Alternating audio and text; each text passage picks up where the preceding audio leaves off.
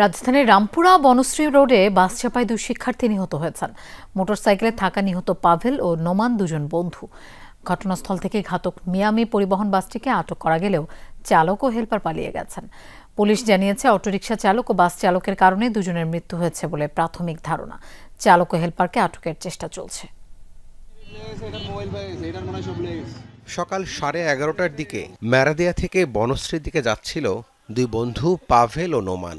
ফরাজি হাসপাতালের সামনে গেলে অটোরিকশার ধাক্কায় মোটরসাইকেলে থাকা দুই বন্ধু পড়ে যায়। এ সময় 4 থেকে 5 ফুট দূরত্বে থাকা দূরপাল্লার মিয়ামি পরিবহনের একটি বাস তাদের চাপা দেয়। 4 ফিট দূরত্ব ছিল, ও ব্রেক করতে পারতো। ওর বাস 20 থেকে 25-এর টান ছিল, ঠিক আছে, 20 থেকে 25-এর টান ছিল। তো সামনের চাক্কা দিয়ে মাইরা দিয়া ও চলে গেছে। অটোরিকশা হচ্ছে ওদেরকে হয়তো ধাক্কা দিছে, চাপ দিছে, আর ওরা পড়ে গেছে। তারপরে হচ্ছে তাই বাসটা মিয়ামি যে বাসটা, এই যে আমার কাছে বাসটার ছবি আছে, এই যে এই বাসটা, তো এই বাসটা আর কি, বাসটা হচ্ছে তাই মিনিমাম 3 থেকে 4 ফিট দূরত্ব ছিল।